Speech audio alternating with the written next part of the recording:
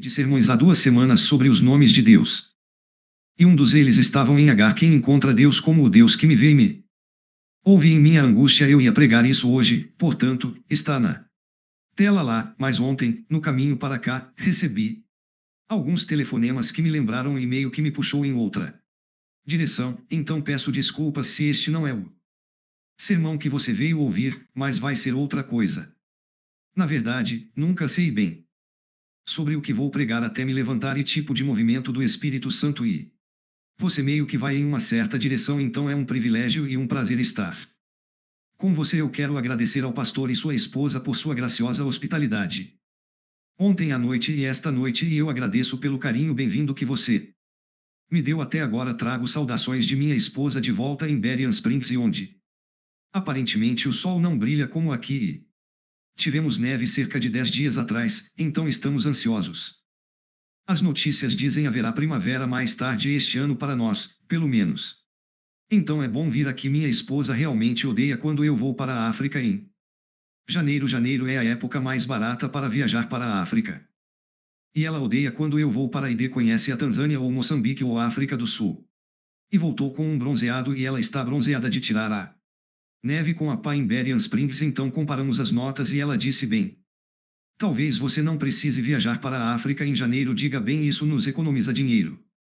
E ela diz: bem, não salva minhas costas enquanto estou limpando a neve. Então é bom estar com você aqui hoje, e o sermão hoje vai ser como nossa irmã Abigail leu para nós, sobre livrar-nos do mal. Eu só quero dizer algumas coisas sobre o tipo de minha filosofia de pregação. E isso surgiu ao longo dos anos e é assim: se você é um pastor em um pequeno distrito rural como eu servi na Grã-Bretanha e em Minnesota, se você é um pastor com 3 igrejas, e cada uma de suas igrejas tem cerca de 100 membros, então você tem 300 membros no total em sua congregação. Esses membros gastam em média cerca de 4 horas um dia absorvendo influências seculares, seja música NPR, Hollywood, na internet. Seu membro médio gasta cerca de 4 horas por dia, e essa é uma estimativa conservadora, absorvendo as vozes deste mundo, o que significa que diariamente seus membros estão tendo cerca de 1.200 horas de a influência do material secular está moldando seus membros, pensando diariamente, ou vezes que por um tiro sábado. Vamos supor que seus membros sejam livres de mídia todos em todos os sábados, que deixam você com 313 dias do ano, o que significa que seus membros estão sendo moldados em 375.000 horas, no mínimo, de influência ímpia ao longo do ano. São muitas horas, é muita formação, é muito. Resultado disso, significa que nossos membros estão absorvendo inconscientemente uma visão de mundo secular e anti-Deus, sem nem mesmo perceber. Um pregador: você tem 52 sábados do ano, dos quais 2 estão em reuniões campais, 4 são comunhões, 3 estão de férias, o que te deixa 43 sábados restantes divididos entre as 3 igrejas, 3 distritos da igreja. Você está reduzido a cerca de 13 sábados por ano para pregar. Quando você resume tudo, e se você pregar por 45 minutos, isso lhe dá cerca de 10 horas para pregar. E se você pregar uma série de sermões, digamos que eu conheço a vida de Saul ou a vida de David ou qualquer que seja o caso, você pode apenas pregar cerca de 12 horas de material original no ano, contra um efeito líquido de cerca de 375.000 horas de influência ímpia. Então você meio que pesou na balança e disse: Senhor, sobre o que vou pregar, porque não podemos nos dar ao luxo de falar sobre mais calor no púlpito. Você sabe que nossa pregação precisa ser como um tiro de franco-atirador, precisa ser direta e verdadeira e atingir o alvo todas as vezes. Não podemos nos dar ao luxo de não pregar sermões que vão direto ao ponto e vão ao coração de o assunto, porque há muita influência ímpia entrando no coração e na mente de cada congregação diariamente e semanalmente. Portanto, se os sermões acabam sendo diretos e contundentes e direto ao ponto, é porque Satanás é direto ao ponto e contundente. E se você não percebeu isso, com os telefones celulares em nossos bolsos, nossos filhos estão sob ataque de Satanás 24 horas por dia, 7 dias por semana. Exceto quando estão dormindo, nossos filhos com seus telefones celulares estão sob ataque 24 horas por dia, 7 dias por semana, como nunca vimos nas gerações anteriores. Satanás é um ataque total da imprensa aos nossos filhos acontecendo agora. E eles estão sendo assaltados por influências e tentações que nunca foram consideradas possíveis quando eu estava crescendo. Por isso não podemos nos dar ao luxo de mexer no púlpito, não podemos nos dar ao luxo de saber fazer cócegas em alguns ouvidos que coçam lá fora, não podemos nos dar ao luxo de falar com doces ou para falar doces banalidades. Os russos chamam de la underscore usher. Significa espaguete nas orelhas, mas não podemos nos dar ao luxo de dizer palavras doces ou platitudes doces em um púlpito, porque o tempo é almas curtas são preciosas e Satanás está em guerra com o povo de Deus. Portanto, vou falar hoje sobre um tópico sobre o qual não planejava falar. Pedi ao pastor esta manhã para imprimir algo para mim e obrigado, pastor, para isso eu ia falar sobre Agar encontrando o Deus que vê pelo poço. O fato de servirmos ao Deus que nos vê e ouve em nossa angústia, ele nos vê, ele nos ouve e nos livra. Até um adolescente fugitivo como Agar, mas vou falar hoje sobre outro tópico inteiramente. Vamos comprar nossas cabeças. Convide a presença de Deus entre nós, Pai Celestial. Ao entrarmos em sua casa, eu peço que você entre em nossos corações. Hoje, Pai, eu oro para que Jesus não seja deixado batendo na porta de nossas casas ou de nossos corações, mas eu oro, Pai, hoje, nossos olhos serão tirados dos problemas deste mundo e nossa fé será renovada, nossa fé será aprofundada, nosso testemunho brilhará mais forte para você. Pai, à medida que passamos por nossa culto de hoje e o que eu agradeço pela beleza da música, eu agradeço pela escritura, comendo a chance de retribuir com a riqueza que você nos deu, e eu oro, Pai, para que eu sirva pão fresco, pão que será carne para a alma de cada pessoa presente aqui hoje ou aqueles que assistem online. Obrigado, Pai, por ouvir esta oração. Em nome de Jesus eu peço amém. Então um aluno liga e diz que não consigo dormir à noite e minha resposta é bem. O que está acontecendo? E o aluno diz: toda vez que eu vá para a cama uma força vem sobre mim e se impõe sobre mim. É uma aluna. E então eu perguntei bem o que exatamente está acontecendo, e então a história continua bem. É como um sal físico. Todas as noites eu não posso durmo à noite e tenho pavor de ir para a cama à noite por causa do que é o que sei que vai acontecer comigo. E onde você está agora? Estou estudando no seminário. Ou uma jovem que é feliz, bem ajustada, de 13 anos, sua mãe encontra uma fenda noturna em seus pulsos e não há nenhuma razão aparente para isso.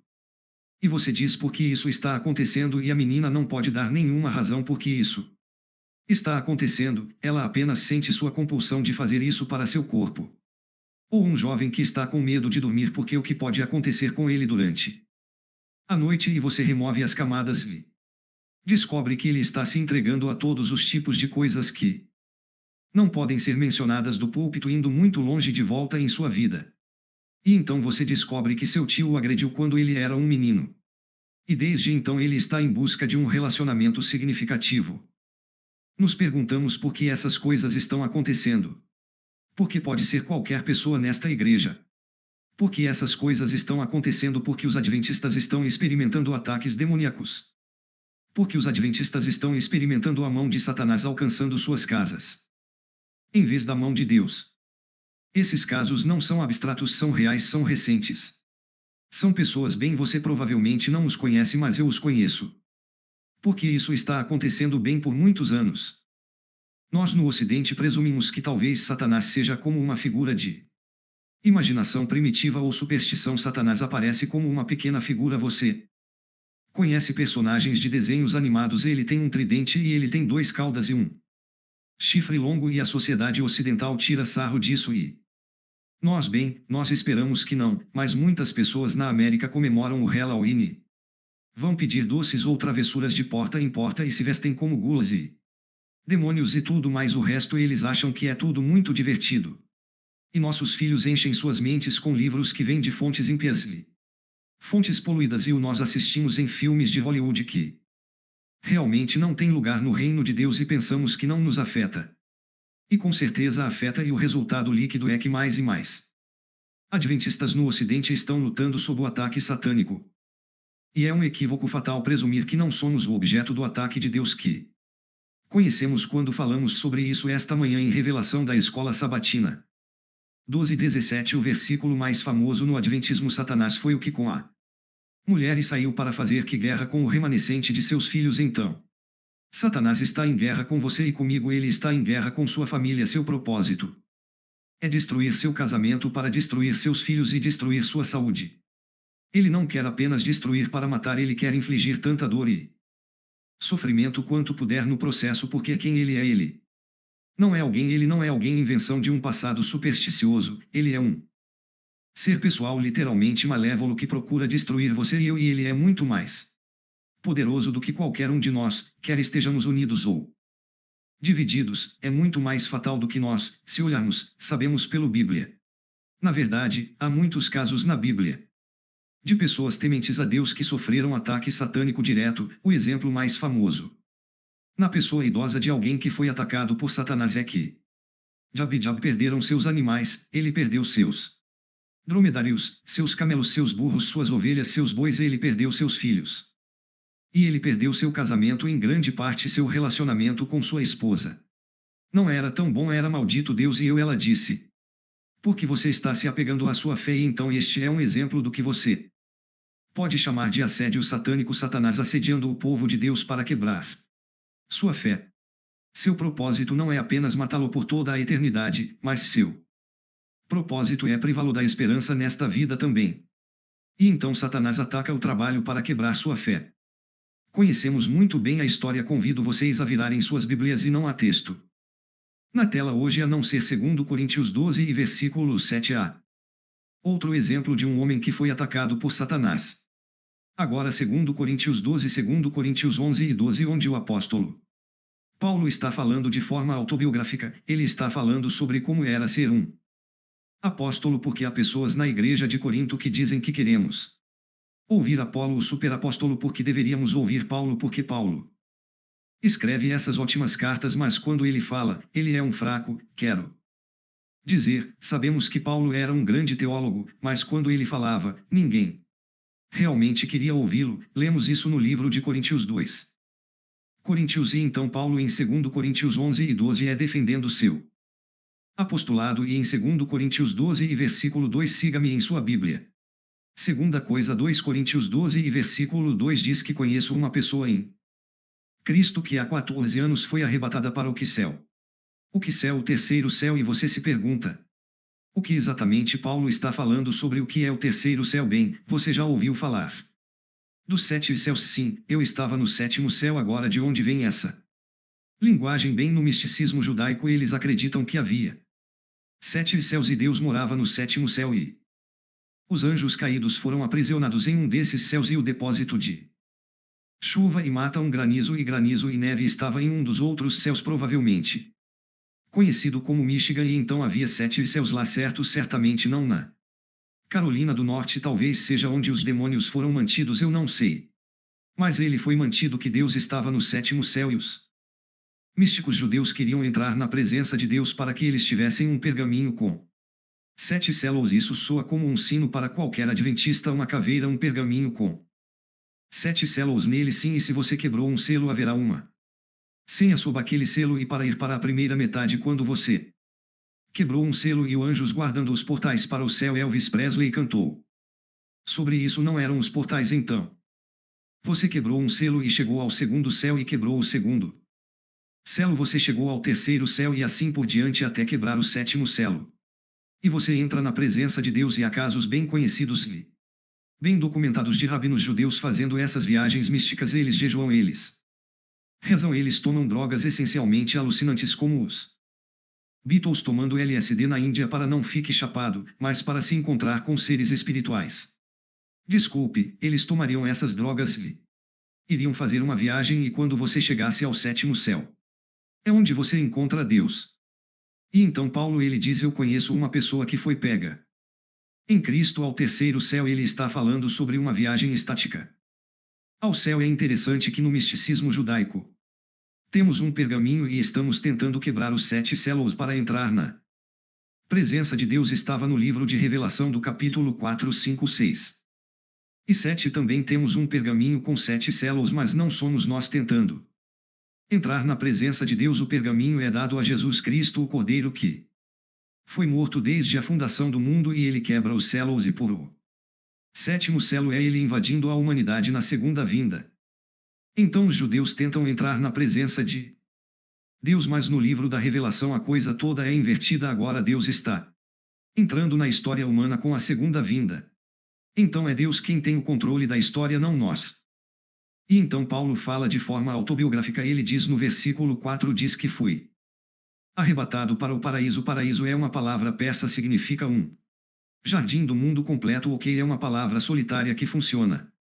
Na Bíblia significa um jardim de 4 mundos. Significa, por exemplo, o jardim do Éden. Fui arrebatado para o paraíso e ouvi coisas que não devem ser ditas, que nenhum mortal tem permissão para falar. Versículo 7, ele diz: mesmo considerando o caráter excepcional das revelações, portanto, para me impedir de sendo muito orgulhoso ou muito exaltado, um espinho foi-me dado na carne. Vocês já ouviram falar do espinho na carne? Paulo tinha um espinho na carne. Sim, ele continua dizendo: um mensageiro de Satanás para me atormentar, para me impedir de, estando muito eufórico ou orgulhoso, 3 vezes apelei ao Senhor sobre isso para que isso me deixasse, mas ele me disse que minha graça é suficiente para você, pois meu poder se aperfeiçoa na fraqueza. E, portanto, o apóstolo Paulo tem uma educação brilhante. É um mundo educação de classe com um rabino chamado Gamaliel II, que foi um dos maiores rabinos do primeiro século. Ele é um hebreu dos hebreus, um judeu dos judeus da tribo de Benjamim. Seus pais são benjaminitas orgulhosos. Porque o chamaram de Saul, porque o primeiro rei de Israel era um benjamita e seu nome era Saul. Então eles estão orgulhosos de sua história tribal. Ele está orgulhoso de sua história étnica como judeu. Ele está orgulhoso das tradições dos judeus, sendo mais zeloso pelas tradições dos judeus e muitas de suas próprias idade. Ele estava avançando no judaísmo além de muitos de nós outros de sua idade. Ele era a estrela em ascensão do judaísmo na época de Jesus. E ele teve uma educação de classe mundial e Deus lhe deu uma experiência, uma série de revelações de Deus que ninguém mais teve recebido na história. Mas para impedi-lo de ser orgulhoso demais, isso é, impedir que Paulo dependa de sua educação brilhante ou de sua lógica de pensamento e ministério, Deus lhe dá um espinho na carne para manter Paulo dependente dele. E o que é esse pensamento na carne? Literalmente o texto diz: um mensageiro de Satanás para me atormentar. E nós dizemos bem o que era aquele espinho na carne. Foi visão ruim. Sim, achamos que Paulo tinha visão ruim. Sabemos disso porque ele não escreveu suas próprias cartas. Um secretário as escreveria e no final de seu livro ele diria: eu, Paulo, escrevo estas saudações de próprio punho. Sabemos que ele não era um bom orador. Vemos que no livro de 2 Coríntios pensamos que ele tinha um manco de algumas das outras histórias do apóstolo. O que era esse espinho na carne? E nós contornamos a amoreira dizendo qual era o pensamento na carne, mas o texto explica o que era o pensamento na carne. Diz: um mensageiro de Satanás para me atormentar. E essa palavra mensageiro é como nossas versões em inglês traduzem a palavra angelos, que é a palavra anjo. Então Deus permitiu, a tradução literal é: Deus permitiu que um anjo de Satanás o atormentasse. Então o espinho na carne não é necessariamente visão ruim ou pobre caligrafia. A tradução literal, o texto é: Deus permitiu um anjo de Satanás. É o que diz o grego angelos para Satanás, um anjo de Satanás para atormentar Paulo. Por quê? Porque se é um anjo de Satanás que está atormentando Paulo, então Satanás percebe sua necessidade de Jesus diariamente. Não importa o quão bem educado ele é, não importa qual seja o seu passado, não há nada que ele possa fazer diante de um demônio. Portanto, Deus permite que um demônio assedie Paulo para que ele aprenda a depender de Deus. Tailândia. Alguns anos atrás ela tinha um doutorado em antropologia humana pela Universidade da Dinamarca, da Holanda para Amsterdã, e ela estava estudando com uma jovem tailandesa e ela chegou ao ponto nos estudos. E ela olhou para esta jovem tailandesa e ela disse que iria: você gosta de aceitar Jesus como Senhor e Salvador? E a tailandesa olhou para ela e seu rosto se contorceu e esta voz saiu e disse: você não pode ficar com ela, ela é minha. Nesse ponto o missionário percebeu que isso não era só uma questão de uma série de estudos bíblicos. Esta menina estava possuída por um demônio. O demônio disse: esta menina pertence a mim e você não pode tê-la. E naquele momento, diz a missionária, para mim, ela disse como uma missionária, ela disse que minha educação foi pela janela. Fato de que era um missionário saiu pela janela. Meu treinamento saiu pela janela. Tudo o que importava era o nome de Jesus Cristo. Essa é a única coisa que os demônios respeitam. E então temos o apóstolo Paulo que Experimenta o que chamamos de assédio e então você tem que recorrer a Peter Mateus 16. Esta é uma passagem muito famosa e muitos de vocês devem estar familiarizados com o que acontece aqui. Jesus tem ensinado repetidamente aos discípulos que ele irá para Jerusalém, ele será entregue aos gentios, ele será levado a julgamento, ele vai ser executado e ele vai ser crucificado, então ele vai ressuscitar. E o texto para o grego implica que Jesus está repetidamente ensinando isso aos discípulos, que se ele não entendeu esta manhã eu vou te dizer esta tarde, se você não entendeu esta tarde eu vou te contar esta noite só para ter certeza que você entendeu a mensagem. Mas Peter não quer ouvir esta mensagem de Jesus porque ele sonha em ser o principal ministro no reino de Deus, ele não. Judas pode ser o tesoureiro, mas Peter quer ser o primeiro-ministro. E ele não precisa de um Messias moribundo, então diz. 1 Mateus 16 e versículo 22, siga-me em suas Bíblias, diz que Peter o levou, isso é, Jesus de lado, e começou a repreendê-lo dizendo: Deus me livre, Senhor. Isso nunca deve acontecer com você. E aquele verbo repreender, em hebraico e em grego, toda vez que esse verbo é usado nos sinóticos, isso é Mateus, Marcos e Lucas, os evangelhos sinóticos, é quando Jesus é falando com um espírito, Jesus repreende os espíritos, ele não fala com eles, ele os repreende. E então quando Mateus diz que Pedro começou a repreender Jesus, a implicação é que Pedro pensa que Jesus está falando sobre a inspiração satânica, e Jesus se volta para Pedro e não me diz: Pedro, que falando de inspiração satânica é você? E Pedro, Jesus diz a Pedro: fique atrás de mim, que Satanás. Então neste caso aqui temos mais do que assédio, aqui temos um discípulo que está contradizendo os ensinamentos claros de Jesus, e quando um discípulo contradiz os ensinamentos simples dos professores de Jesus, ele está involuntariamente permitindo que Satanás fale através dele, e é por isso que no capítulo 3 de Tiago nos é dito que aqueles que presumem ensinar são julgados com mais severidade do que aqueles que não ensinam, porque se você vai ensinar, represente Deus nos púlpitos e você vai pregar a palavra de Deus, você precisa ter certeza de que o que está dizendo é a verdade do Evangelho e, portanto, quando um discípulo de Jesus conscientemente contradiz deliberadamente, conscientemente os ensinamentos de Jesus, se você percebe isso ou não, você está permitindo que Satanás trabalhe através de você naquele momento, que é conhecido como opressão, onde um pecado intencional e acalentado permitiu que Satanás controlasse um aspecto do seu ser.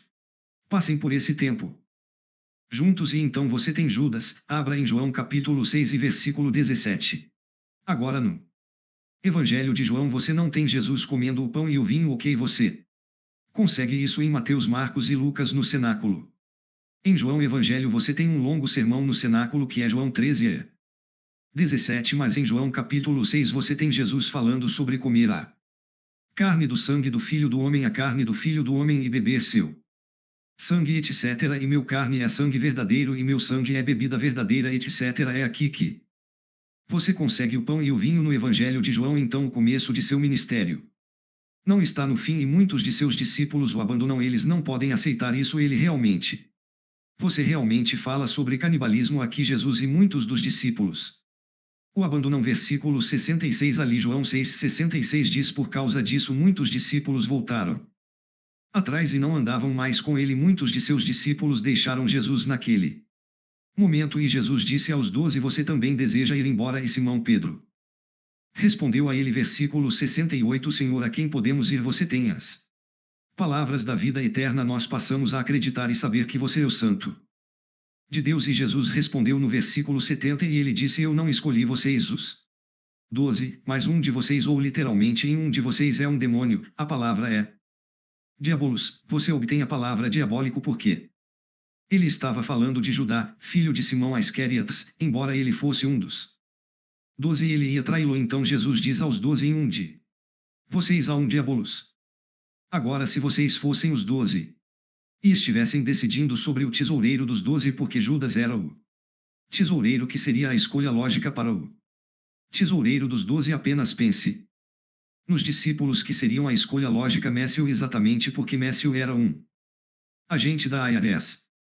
Sim, não estou dizendo que eles estão todos cheios de demônios, mas ele era um agente da IRS. Matthew foi a escolha lógica porque Matthew sabia como lidar com dinheiro, mas Eles escolheram Judas. Sabemos que Judas segurava a bolsa comum.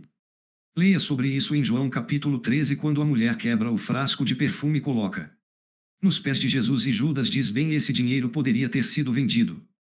Isso perfume poderia ter sido vendido e dado aos pobres. Mas então João disse: bem, na verdade ele era um ladrão e costumava roubar da bolsa comum. Agora o que isso te diz é que por 3 anos e meio, Judas, como o tesouro dos discípulos, estava desviando dinheiro da bolsa comum.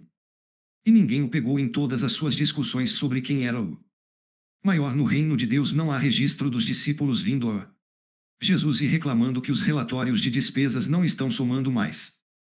Então Judas se escondeu dos outros 11 discípulos. Seu desfalque: ele era um criminoso de colarinho branco, e ninguém percebeu. O que diz que ele era muito bom no que fazia até na ceia do Senhor em João 13. E Jesus diz: vai e faça o que você vai ter que fazer. Os outros não têm ideia do que Judas vai fazer quando sai para trazer os soldados para prender Jesus. E então Judas foi, você pode dizer, o tesoureiro da conferência. Eu não conheço o tesoureiro da sua conferência. Eu não estou fazendo qualquer comentário se ele ou ela está possuído por um demônio, mas o ponto sobre isso é que você pode estar envolvido em um serviço de tempo integral para Deus e ainda pode ter uma presença demoníaca em sua vida. E de todos os 12, você percebe que Jesus nunca falhou em expulsar um demônio, onde quer que fosse, mas ele nunca expulsou o demônio de Judas, porque Judas nunca pediu ajuda. E a atração do ocultismo, a atração fundamental do ocultismo. Se você está lidando com o Islã popular ou o budismo, ou se você está lidando com o ocultismo no Ocidente, a atração fundamental do ocultismo é que ele lhe dá conhecimento e poder sem responsabilidade moral por como você o usa. Essa é a tentação fundamental do conhecimento e poder oculto, mas sem responsabilidade moral, seja magia negra, magia branca, xamanismo, voodoo, qualquer que seja o aspecto do ocultismo que você olha. Essa é a atração essencial: conhecimento e poder hoje, sem responsabilidade moral. Então Judas era um administrador de igreja altamente respeitado. Mas ele estava possuído por um demônio, e no final de seu ministério, João capítulo 13, Judas sai da presença de Jesus e disse: Satanás entrou nele. Não apenas o diabo o abeloste, mas agora Satanás entra nele e diz: então era noite, é o que diz o texto, e era noite. Então Nicodemos vem Jesus no início de seu ministério no Evangelho de João para Jesus como a luz do mundo, e ele vem à meia-noite para escapar da observação. E no final de seu ministério, Judas deixa a presença de Jesus e ele deixa a presença da luz de o mundo, e ele vai para a escuridão literal e para a escuridão espiritual. E mais tarde, no dia seguinte, na sexta-feira de Páscoa ou Sexta-feira Santa, no entanto, você quer chamar o de Jesus e Judas pendurado em uma árvore fora dos muros da cidade de Jerusalém. Judas pendurado lá por amor a dinheiro e Jesus pendurados lá por amor a você e a mim. 2 homens com 2 caminhos muito diferentes na vida. Então como reagimos aos ataques de Satanás em nossas vidas? Eu quero agradecer foi irmã Abigail por ler nossa escritura lendo para nós hoje. Obrigado por fazer um trabalho tão bom que eu convido você a virar suas Bíblias para a leitura das Escrituras. Mateus capítulo 6, versículo 13. E todos vocês estão familiarizados com isso. Nós sabemos a oração do Senhor de cor: nos dê o pão nosso de hoje, o pão nosso de cada dia, e perdoa-nos as nossas dívidas, assim como nós perdoamos aos nossos devedores, ou perdoa-nos as nossas ofensas, assim como nós perdoamos as nossas ofensas os devedores, e não nos introduzas no tempo das provações, e não nos deixes cair em tentação. Mas a minha versão diz: livra-nos do mal. Agora o que diz a tua versão aqui? Diz livra-nos do mal. É uma tradução tradicional, sim. Mas a tua diz livra do mal. Está bem. Agora, quando Jesus nos ensina a orar livra-nos do mal, o mal ou livra-nos do mal, primeiro de tudo vamos nos perguntar quantas vezes devemos rezar a oração do Senhor de acordo com Jesus. Diariamente, porque diz na oração do Senhor: dá-nos hoje o pão nosso de cada dia. Então, se você quiser para comer no dia a dia, você está pedindo sustento ao seu Pai Celestial no dia a dia para te dar forças para enfrentar o dia. E porque no dia a dia somos pecadores, por isso precisamos pedir perdão a Deus pelos nossos pecados diariamente, assim como perdoamos aqueles que pecaram contra nós. E, portanto, a oração do Senhor, por implicação, é uma oração diária que devemos orar como os discípulos de Jesus. E então Jesus Diz no meio da oração do Senhor diz, mas livra-nos de um maligno. Agora ele não está nos pedindo para orar pela libertação do mal como um conceito abstrato como chuva no dia do seu casamento, ok? Ele não está pedindo que nos livre da véspera como eu não quero furar meu pneu enquanto eu vou para o meu família pelo dia de ação de graças. Esse não é o mal de que Jesus está falando. Ele não está falando sobre a chegada de sua sogra sem avisar, ok? Esse não é o mal de que Jesus está falando. Você pode pensar nisso nesses termos, mas não é isso. Ele está falando sobre desculpas a qualquer sogra que está presente aqui hoje. Jesus está falando literalmente livra-nos do mal, e as versões mais modernas realmente traduzem com mais precisão. Devemos orar diariamente por nosso Pai Celestial para nos livrar dos ataques do maligno. Não do mal em geral, não da inflação no preço da gasolina ou da bomba, mas dos ataques do maligno, porque Satanás é pessoal, ele é malévolo e seu propósito é buscar e destruir. O Filho do Homem veio buscar e salvar o que está perdido, e o propósito de Satanás buscar e destruir qualquer um que tenha o dom da salvação. E por isso devemos orar diariamente: ó Pai do céu, livra-me dos ataques do maligno. E quem é esse maligno de quem Jesus está falando? Então, sobre Satanás, a revelação 12 de 1 Pedro 5 indica exatamente quem é. Ele é conhecido como o diabo, a antiga serpente do Éden, o dragão enganador de todo o mundo, o leão que ruga procurando a quem ele pode devorar, o assassinato desde o início, e o pai da mentira. Estamos falando do próprio Satanás. Agora pedimos ao nosso Pai Celestial que nos livre dos ataques de Satanás, mas como cooperamos com Deus nesse processo? Porque não é só ó Pai me viveu dos ataques de Satanás, mas vou viver minha própria vida do meu jeito. Também temos uma responsabilidade nisso. E você encontra parte dessa responsabilidade indicada em Atos 19. Vire comigo em suas Bíblias para Atos, capítulo 19. Este é a igreja de Éfeso, onde o Evangelho foi proclamado pela primeira vez, e quando Paulo está em Éfeso, eles têm uma ótima biblioteca lá, e se você tiver a chance, vá para a Turquia. Turquia é um ótimo lugar para visitar, e vá para as 7 igrejas na costa oeste da Turquia. São lugares realmente incríveis. Vá para Éfeso. Éfeso antigo está muito bem preservado. Há um enorme anfiteatro onde eles choraram muito, onde eles choraram o maior perigo dos efésios. Você pode ficar no topo e ouvir alguém falando, e no fundo a acústica é perfeita. É um anfiteatro enorme, e no meio de Éfeso você tem a biblioteca, e tem uma fachada ali, e tem uns 5 andares com essas mulheres esculpidas, 2 mulheres da família que doaram a biblioteca, e eles conseguiram as coberturas em suas cabeças como costumavam usar antigamente, e você pode ver isso. Você pode andar pelas ruínas da biblioteca lá. Eles até têm banheiros lá, os banheiros públicos, e você pode ir e andar ao redor deles, e eles têm algumas fileiras de mármore com buracos neles. Quero dizer, eles têm cerca de 36 polegadas de distância. Quero dizer que não há muito espaço naquele banheiro público, posso te dizer. Mas você pode ir para a biblioteca de Éfeso, e as pessoas lá tinham livros, e aqueles os livros valiam muito dinheiro. Em Atos capítulo 19, versículo 19. Quando as pessoas ouviram o evangelho, diz que alguns dos que praticam magia recolheram seus livros e os queimaram publicamente. Quando o valor desses livros foi calculado, descobriu-se que chegou a 50.000 moedas de prata. Agora, naquela época, você compraria um escravo por 30 moedas de prata. Então 50.000 moedas de prata é muito dinheiro mesmo na época do apóstolo Paulo. O que eles estão dizendo é que eles queimaram alguma coisa a ver com o ocultismo em suas vidas. Eles limparam suas casas. Eles se livraram disso. Não havia lugar nas casas daqueles novos cristãos para qualquer artefato ou livro que tivesse algo a ver com Satanás ou seu reino. Eles se livraram disso. É conhecido como limpeza da casa. Ou às vezes, quando alguém diz que temos um problema, posso visitar em Bering Springs. Visito algumas outras pessoas que fazem esse tipo de ministério. Vamos orar e jejuar por alguns dias.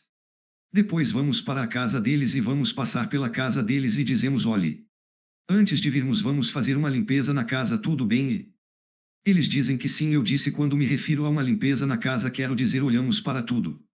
Eles dizem que sim, porque eles estão apavorados com o que Satanás está fazendo em suas vidas. E quando você faz uma limpeza na casa, você percorre cômodo por cômodo e olha para tudo, em cada prateleira, em cada gaveta, em cada armário. Você abre tudo o que você tem em sua casa. Há basicamente Satanás dando permissão para entrar em sua vida.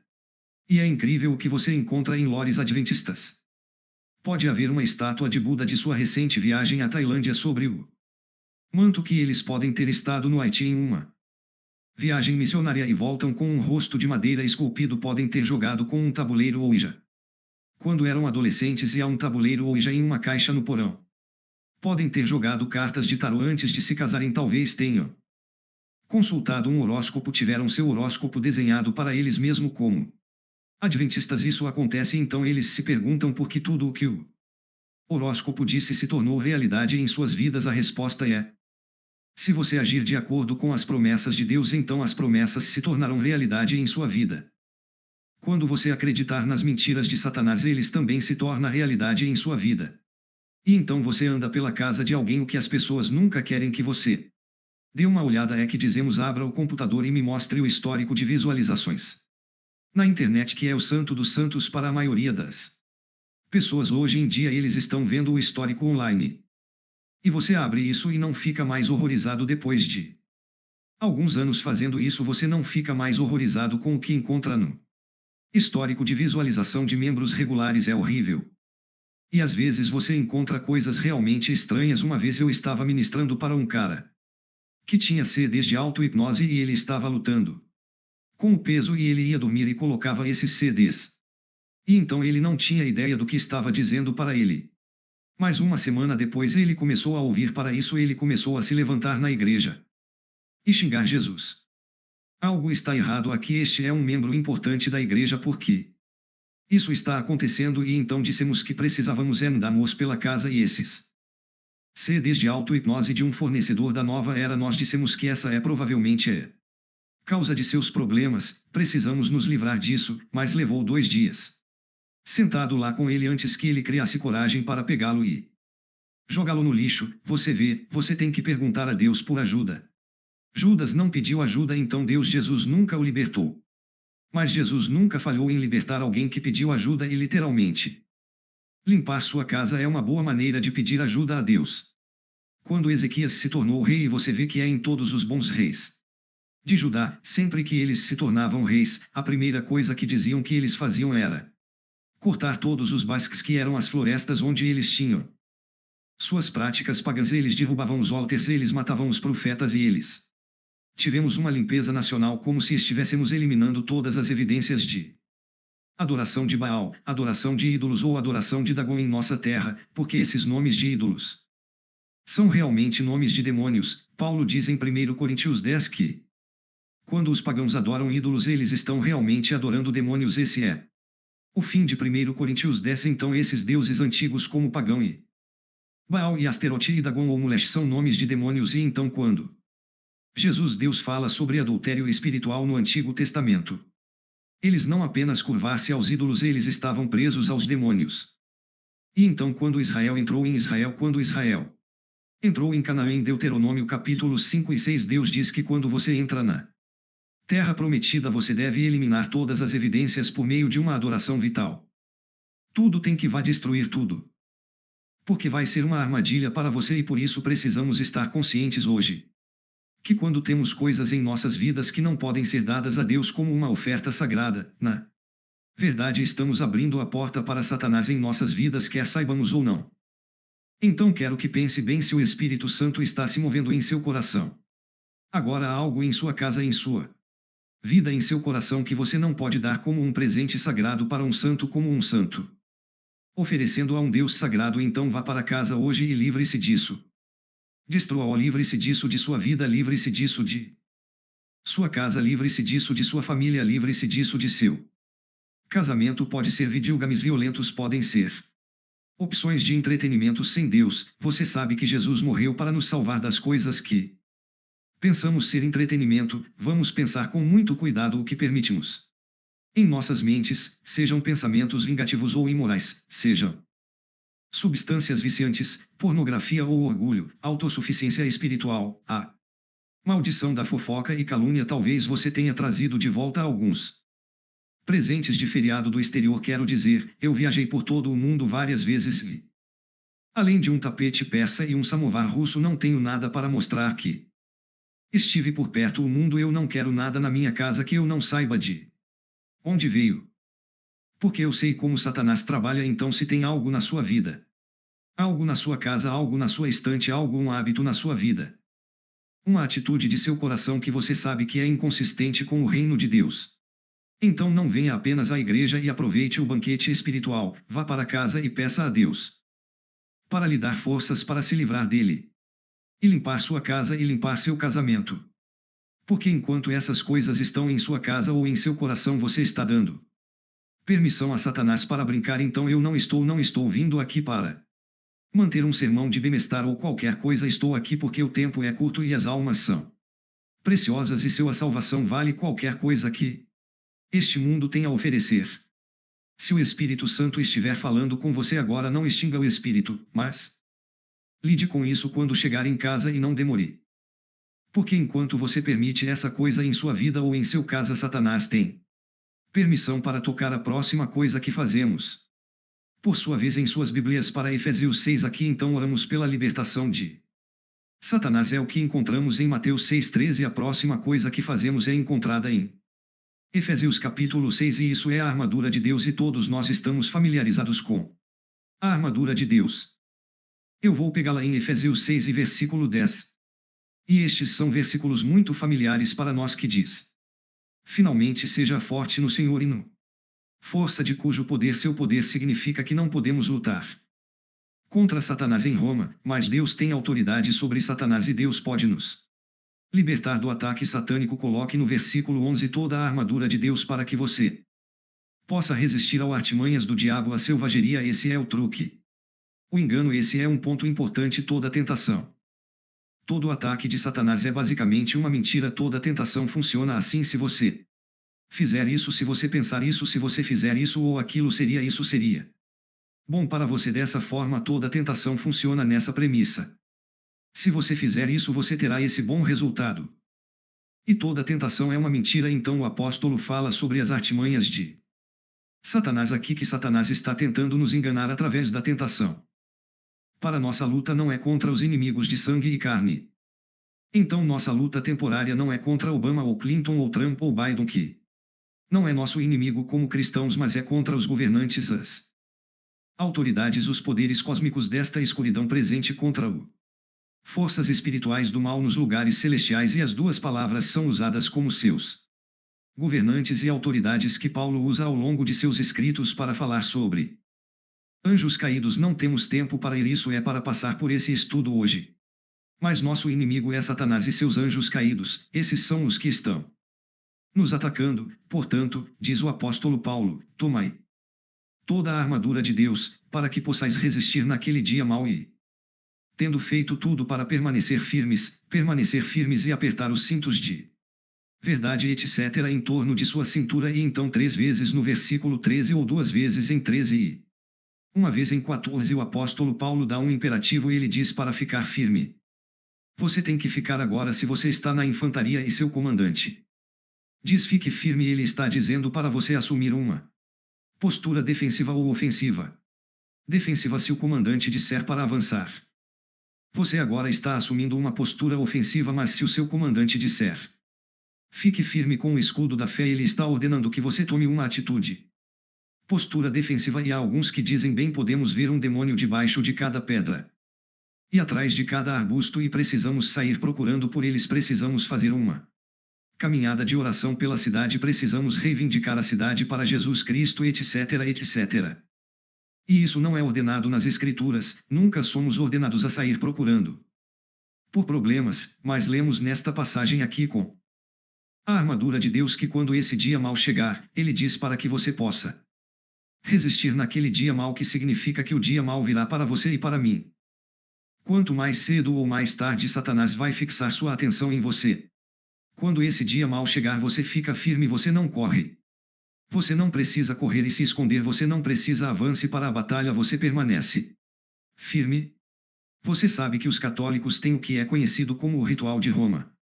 Você pode baixá-lo da internet. A Igreja Católica tem um colégio para exorcistas em Roma e eles treinam vários padres a cada 200. E é nisso que eles se especializam, e a demanda por exorcismos explodiu em todo o mundo nos últimos anos, e o ritual de Roma tem orações muito poéticas. Então Pai da luz venha e dissipe o príncipe das trevas, coisas assim. Mas passa para a Virgem Maria e o abençoado arcanjo Miguel e São Christopher e todo o resto. E isso é o que você encontra no ritual de Roma, mas não é isso que você encontra nas Escrituras. O que encontramos nas Escrituras é que nós devemos ficar na armadura de Deus, e quando Satanás vier nos atacar naquele dia mau, não devemos correr, porque temos o escudo da fé e temos a couraça da justiça em nossas cabeças. Em nossas cabeças é o capacete da salvação, em nossos pés temos os sapatos que representam a vontade de compartilhar o Evangelho. E você tem a espada do Espírito, que é a palavra de Deus. Agora, podemos pensar bem o que é essa palavra de Deus que Paulo está falando aqui. Bem, não é o mais palavra por palavra comum no Novo Testamento, é a palavra Logos. Você já ouviu a palavra Logos? Alguém disse sim, Logos. No começo era o Logos, e o Logos estava com Deus, e o Logos era Deus.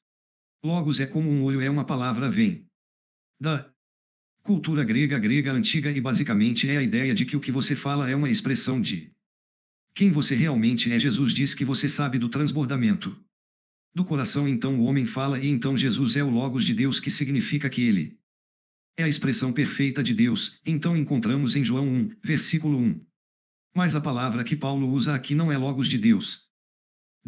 Mas o que Paulo está falando aqui sobre a espada do Espírito é a palavra rima que ele usa aqui, significa a palavra falada, que é expressão falada.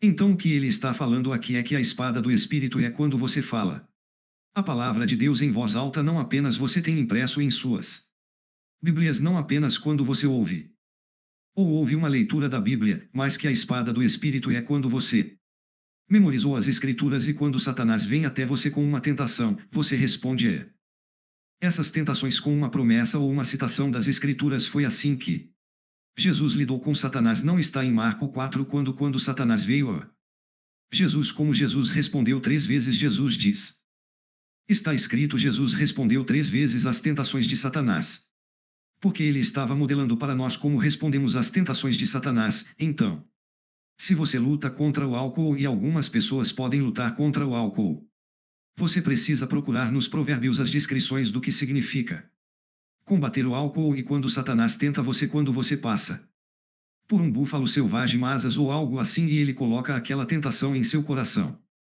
você cita em voz alta as promessas e o guarda e os avisos e as Escrituras sobre como lidar com o álcool. Se sua luta é com um óleo, não sabia fofoca ou mentir, então você precisa aprender as passagens das Escrituras que se relacionam particularmente com esses pecados específicos de fofoca ou mentira. E então, quando você é tentado a fazê-lo e as palavras estão na ponta da sua boca, você diz: não, eu não vou, faça isso, e diga em voz alta: não, Satanás, eu não vou fazer isso. É o que a palavra de Deus diz, está escrito, e você fala.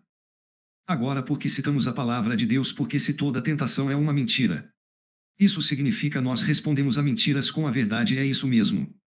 Você dissipa as falsidades com a verdade, e a única coisa que sabemos que é sem verdadeira é a palavra de Deus, porque de um ser humano falho como eu, ou como qualquer um de nós aqui hoje, eu posso te dizer o que eu acho que é a verdade.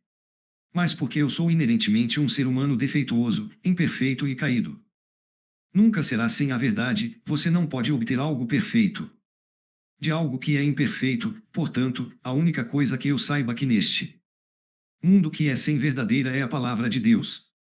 E é por isso que falamos a palavra de Deus e as promessas e os mandamentos da palavra de Deus quando estamos enfrentando tentações. Então, quando Satanás está lhe dando uma tentação, você precisa, para aprender as promessas ou as passagens que se relacionam com suas tentações únicas, porque todo mundo tem botões diferentes que Satanás pressiona e você os memoriza. Você pode carregá-los em um cartão flash em seu bolso, e quando Satanás o tenta, você pode responder. Como você pode fazer com muitas pessoas sofrem de culpa. E Satanás os ataca e ele diz: você acha que Deus poderia realmente te perdoar? Olhe para o que você fez, olhe o que você disse, olhe para o seu passado. Você realmente acha que poderia estar no reino de Deus? E ele está jogando com a falsa culpa. E sua resposta é: não está escrito, se confessarmos nossos pecados, ele foi fiel e justo, nos perdoará e nos purificará de toda injustiça, não apenas de alguma injustiça, toda injustiça. E então você responde a Satanás: se você sabe que Tem fraquezas nas áreas X, Y e Z que você precisa para aprender promessas nas Escrituras. Eles estão lidando com X, Y e Z e, portanto, quando essas tentações vierem, você pode responder adequadamente. Em terceiro lugar, a terceira maneira de responder a Satanás. 21. Eu não vou ler toda a passagem aqui. É quando Jesus desceu do Monte da Transfiguração. E eles encontram um menino. Eles acham que ele é epiléptico no versículo 15. E os discípulos não conseguem expulsar o demônio. E no versículo 18 Jesus onde ele repreendeu o demônio. Alguns de vocês podem dizer que sim, diz que Jesus repreendeu o demônio, é o mesmo versículo que foi usado no versículo 6 capítulo 16 onde Pedro começou a repreender Jesus. Então, há um bom exemplo disso. Jesus repreendeu o demônio e saiu do menino e o menino foi curado instantaneamente. Versículo 19. Então os discípulos vieram a Jesus em particular e disseram por que não poderíamos expulsá-lo. E ele disse a eles por causa de sua pouca fé, porque em verdade eu digo, se você tem fé do tamanho de um grão de mostarda, você dirá a esta montanha: mova-se daqui para lá, e ela se moverá e nada será impossível para você. Então algumas versões dizem: mas esse tipo não sai exceto através da oração e do jejum. O rei James tem tantos, as versões modernas não têm isso. Dependendo de qual tradição manuscrita você está usando aqui, então Jesus diz que esse tipo de demônio só sai por meio de oração e jejum. Agora não vamos falar muito sobre jejum aqui, mas em Mateus capítulo 6 Jesus diz a seus discípulos: sempre que você ora, então ele assume que nós oramos. Então diz: sempre que você dá esmolas, Jesus assume que seus seguidores dão armas aos pobres. E então ele diz: e sempre que você jejua, então Jesus assume que seus discípulos na Igreja Adventista de Kernesville, nosso povo de oração, nosso povo de generosidade para com os pobres e nosso povo que jejua regularmente. Agora, porque jejuamos bem, há muitas razões pelas quais Isaías 58 tem muitos frutos do jejum, onde Deus fala sobre o verdadeiro jejum que ele está procurando mas essencialmente deixe eu descrevo aqui quantas horas por dia você gasta em média preparando comida, comendo comida, lavando a louça depois e sentindo um pouco de sono. Depois de comer, quantas horas você gasta por dia fazendo isso? Digamos 2 horas, você sabe. Algumas as pessoas estão sorrindo. Ok, eu como comida como combustível, eu não como comida para me divertir. Principalmente muitos caras têm o mesmo problema quando minha esposa põe um prato cheio na minha frente e acaba em 30 segundos. E ela diz: você gostou do que comeu? Eu tenho que olhar para o prato dela, me lembrar o que acabei de comer, porque tenho que continuar com o trabalho. Alguns de vocês estão rindo porque não sou o único cara que faz isso. Quando estava na faculdade de New Bullard, aprendi muito rápido que eles colocavam uma quantidade fixa de comida na mesa para 6 pessoas no refeitório. E era como um racionamento. Então você sempre ia e sentava com um monte de garotas porque você comia a comida enquanto elas ainda estavam conversando umas com as outras. E você está com o estômago cheio. Eu não consegui uma esposa de New Bullard, talvez seja por isso, mas nós gastamos, digamos, uma média de 2 horas por dia. Eu não tenho permissão para lavar a louça porque eu quebrei também muitos dos pratos de porcelana da minha esposa, então eu enxugo. Então passo em média cerca de 15 minutos por dia comendo. Você sabe que simplesmente desaparece pela escotilha e eu estou fora, mas para a pessoa média são cerca de 2 horas. Agora, estamos todas as pessoas ocupadas? Sim, somos todas pessoas muito ocupadas. Se você jejuar por 24 horas, você acabou de criar 2 horas do nada, onde agora você pode orar. Então ao jejuar você cria tempo para a oração. Isso faz sentido? Ok, essa é a primeira coisa. A segunda coisa é, quando você está jejuando você tende a se sentir fraco. É isso mesmo, sim.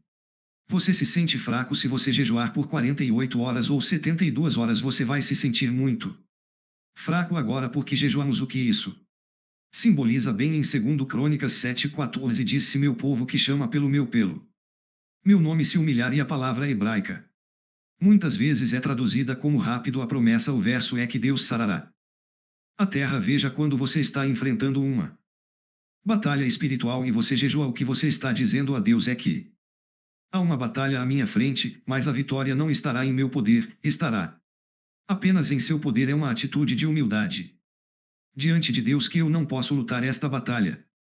E jejuar fisicamente, eu estou me humilhando diante de você e vou dizer Que a você seja a honra e a glória, e quando a vitória for alcançada em seu nome e com seu poder, e eu me levantarei e te louvarei depois. E eu estou, não vai tirar nenhuma glória disso. Então o jejum é uma forma de nos humilharmos diante de Deus e deixar Deus tomar o campo de batalha, em vez de lutarmos as batalhas com nossas próprias forças. Então Jesus diz que esse tipo de demônio só sai por meio da oração e do jejum.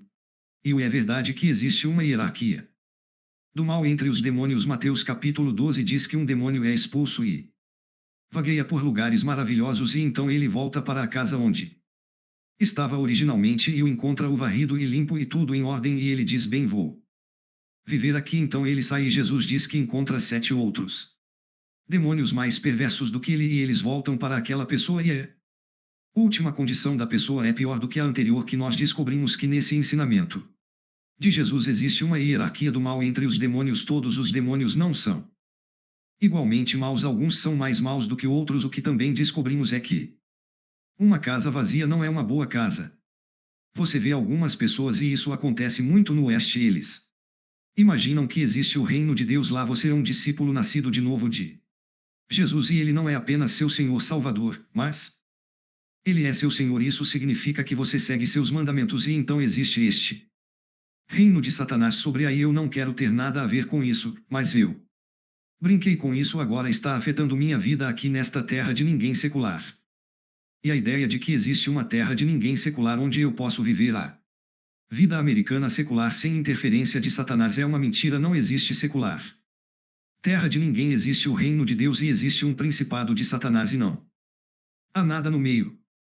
Muitas vezes as pessoas que são seculares vêm até você e dizem: pastor, eu tenho um problema que eu brinquei com o que quer que seja, e tem uma sombra na minha vida, e eu quero que você me ajude a me livrar dela. Então aqui você é um pastor, e Jesus tem autoridade sobre os demônios, e eu quero que você me liberte da sombra que vem daquele lado do universo, para que eu possa continuar vivendo uma existência secular sem Deus aqui, basicamente buscando o prazer. E você volta para aquele ensinamento de Jesus e diz: mais uma casa vazia logo será preenchida não apenas com um demônio, mas com 8 demônios. E sua última condição será pior do que sua condição anterior. Eu não posso te ajudar eticamente se você não vai se tornar um discípulo de Jesus Cristo, porque se eu disser sim, vou orar por você e pedir a Jesus para libertá-lo, mas você volta para uma existência secular sem Deus. E então a casa da sua vida não está cheia com a presença do Espírito Santo, então você vai ter mais demônios voltando para você, vai ser pior do que antes. E então, quando alguém pede ajuda, eles não estão apenas pedindo a Jesus para libertá-los, eles também não querem apenas que Jesus seja seu Salvador, eles também estão pedindo para ser o Senhor e o Salvador, Senhor da minha vida e Salvador de eternidade. Então, se você quer que Jesus o liberte dos ataques de Satanás, você também está pedindo a ele para ser o Senhor de sua vida, o que significa que estamos obedecendo a seus ensinamentos. Agora, a obediência tem uma má reputação no Oeste, mas Jesus ordenou apóstolos para nos ensinar a todos o que obedecer. Tudo o que Jesus os ensinou não é legalismo. Obedecer aos ensinamentos de Jesus é uma expressão de sua lealdade e seu amor por ele. Então, quando minha esposa me diz que é nosso aniversário de casamento, vamos a um restaurante e passo pelo Olive Garden, que é o restaurante preferido dela, e vou ao Taco Bell. Sim, vamos a um restaurante, mas não estou a honrar essa relação. Fiz isso uma e outra vez. Pararam de vender burritos de 7 camadas, por isso a tentação foi. Mas com toda a seriedade, se houver uma presença satânica, se houver uma sombra em sua vida e você quiser que Jesus o liberte, você precisa se comprometer. O que você precisa entregar essa parte de sua vida à soberania de Jesus Cristo. Você não pode ter um quarto escondido em sua vida onde você diz: Senhor Jesus, você pode ser o Senhor de tudo mais, mas este é meu pecado particular e não é grande coisa. Você pode fechar os olhos para isso. É onde Satanás está indo, ganhe o controle de uma parte de sua vida. E para a maioria dos ocidentais hoje é a pornografia.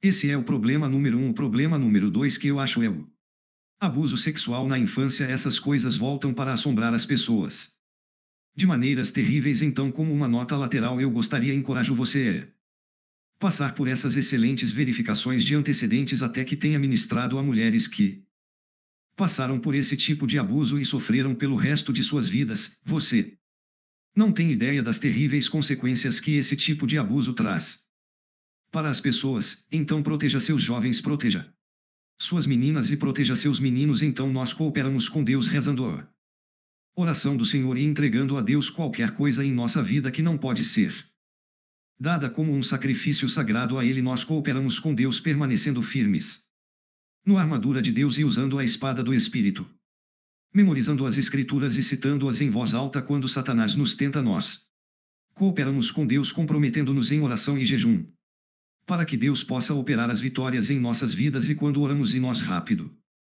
e entregue os problemas nas mãos de Deus, é incrível o que vemos Deus fazendo por nós. E então podemos dizer que o que no geral o que encontramos nas Escrituras, bem, as Escrituras nos ensinam, e este é um tema sobre o grande conflito aqui por trás das cenas dos assuntos terrenos. Existem forças sobrenaturais pessoais invisíveis para o bem e para o mal engajadas na guerra cósmica pela lealdade e controle de cada pessoa sentada nesta casa de oração hoje. A Bíblia ensina a existência de um ser malévolo pessoal literal conhecido como o diabo, uma vez chamado de Lúcifer em Isaías 14, agora chamado Satanás, o acusador de seus irmãos, que já foi o anjo mais alto e mais bonito do céu. Ezequiel 28. As Escrituras ensinam que Satanás experimentou uma queda moral, que o orgulho tomou conta de seu coração e ele levou uma terceira dos anjos com ele em rebelião contra a revelação de Deus. 12:4. E que na conclusão daquela primeira guerra no céu, isso soa como um oxímoro. Guerra no céu, todos nós queremos chegar ao céu, mas a primeira guerra já foi no céu. Na conclusão daquela primeira guerra no céu, ele foi literalmente e fisicamente expulso do céu, descendo para habitar no planeta Terra. Mas notícias para as pessoas nesta terra. As Escrituras ensinam que Satanás e os anjos caídos continuam até hoje travando uma guerra implacável contra o reino de Deus e tudo o que é bom e nobre em nosso universo. As Escrituras ensinam em Revelação 16:13 que durante os últimos dias da terra, Satanás enviará 3 espíritos demoníacos que iludirão e controlarão a esmagadora maioria dos habitantes deste mundo para lutar contra o Deus Todo-Poderoso. E por lutando contra Deus Todo-Poderoso, que literalmente significa perseguição de seus filhos, assim como quando Jesus disse a Saul: Saul viu porque você me persegue, quando ele estava perseguindo os cristãos de Damasco. As Escrituras ensinam que Satanás trará uma ilusão esmagadora no final de tempo para enganar, se possível, os próprios eleitos de Deus e aqueles que não amam a verdade. 2 Tessalonicenses 2:9-10. Observe que este Paulo não diz o que aqueles Satanás procuram enganar aqueles que apenas conhecem a verdade. Você pode conhecer a verdade, mesmo os demônios acreditam que Deus existe e estremecem quando ele diz que aqueles que amam a verdade, o que é importante não é apenas que conheçamos a verdade das Escrituras, mas amamos a verdade. É um compromisso de coração e mente com Deus. Devemos amar a Deus também como conhecemos a Deus. Por nós mesmos, só a segurança da ilusão final. As Escrituras ensinam que os anjos caídos tentam a humanidade caída, tornam atraentes para nossos pecados de omissão e comissão, e eles nos insultam e atormentam. Eles nos ensinam que as forças do mal que nos oprimem hoje, e estamos no exterior, na terra da América hoje, somos tão poderosos que nós, em nossa própria humanidade, sem ajuda, não podemos esperar resistir com sucesso às forças do mal em nós mesmos. É exatamente por isso que precisamos vestir a armadura de Deus. As Escrituras ensinam que na primeira história de Natal, a chegada do reino de Deus estabelece um confronto direto entre o reino de Satanás e o reino de Deus. E a boa nova do Evangelho é que as forças das trevas nunca foram capazes de extinguir a luz do mundo. João 1:5. A luz está brilhando na escuridão e a escuridão não a dominou. É isso que o versículo diz. A escuridão e Jesus é a luz do mundo. E capítulo de Mateus 5 ou 6. Mateus 5. O que é Mateus 5? Vocês, como cristãos, são a luz do mundo, e as trevas não sobrepujarão a luz, o que significa que a escuridão em cada geração está tentando extinguir a luz, o que significa que estamos em uma batalha e a escuridão está tentando extinguir a luz desta igreja e a luz da sua vida, mas a escuridão não extinguiu a luz. Essas são as boas novas de João 1 e versículo 5. A Escritura ensina que a razão pela qual o Filho de Deus apareceu em 1 João 3:8 foi para destruir a obra do diabo, o intelecto de Isaías. E em seu primeiro sermão em Nazaré, Jesus declarou que veio para proclamar libertação aos cativos, que Acabará por libertar as vítimas do assédio satânico de suas garras. As Escrituras ensinam que, enquanto citação, nossa luta não é contra inimigos de carne e sangue, mas contra os governantes, contra as autoridades, contra os poderes cósmicos das trevas atuais, contra as forças espirituais até mesmo das regiões celestiais. Isso é Efésios 6:12. Acabamos de ler também. É verdade que esses governantes ou caídos, os anjos, nunca podem separar os cristãos nascidos de novo do amor de Deus. Paulo continua dizendo em Romanos 8, e ele diz isso porque estou convencido de que nem morte, nem vida, nem anjos, nem governantes, outra palavra para demônios, nem coisas presentes, nem coisas por vir, nem poderes, nem a palavra para demônios, nem altura, nem morte, nem qualquer outra coisa em toda a criação será capaz de nos separar do amor de Deus em Cristo Jesus nosso Senhor. Não é tão bonito que nada pode separar um cristão nascido de novo do amor de Deus. Não importa o que Satanás esteja fazendo com você ou sua família ou seu casamento ou sua vida. As Escrituras ensinam que Jesus Cristo nunca perdeu um encontro com Satanás. Eu digo amém. Para que houve guerra no céu e Satanás perdeu e foi expulso. Houve uma tentação no deserto, Cristo triunfou e Satanás foi expulso de sua vista. Ao longo de seu ministério terreno, Jesus andou saqueando as posses do homem forte, como ele diz em Marcos 3, porque no confronto no deserto ele primeiro venceu Satanás, então Jesus venceu Satanás no deserto e ele venceu o pecado no Calvário. As Escrituras nos ensinam que quando Jesus voltar, então esta é realmente uma boa notícia. Cristo triunfará finalmente sobre Satanás no conflito final entre o bem e o mal, e Satanás será lançado no lago de fogo para ser eternamente destruído. E eu digo: quem-me, Babi, quem-me? E se você não acha que é um sentimento cruel, você espera até que um parente próximo seu morra de uma morte dolorosa de câncer? Ou você espera até que um filho seu tenha um casamento dilacerado por adultério? Ou você espera até um filho seu nasce com espinha bífida? Ou você espera até que um parente seu morra de morte dolorosa e agonizante? É uma boa notícia que o autor de todo o mal vai queimar queimadura de bebê. Isso faz parte da boa notícia que a justiça será feita e o autor toda dor e sofrimento serão destruídos de uma vez por todas. Isso faz parte do Evangelho. Fico feliz que Deus vai cuidar da fonte de todo o mal para que ele nunca mais volte a assolar o planeta Terra. As Escrituras nos ensinam as boas novas que Jesus Cristo é o Salvador da humanidade. Filipenses 3:23 ou 320. Mas Jesus, sim, ele foi o professor mais talentoso da história da humanidade, mas ele não veio simplesmente ensinar, ele veio salvar. E é justamente por causa do mal que vivemos hoje em 2022 que esse mal tem uma origem satânica que não podemos superar por meio de uma melhor educação cristã, por meio de habilidades parentais mais completas para matizar cuidadosamente as resoluções da Conferência Geral, ou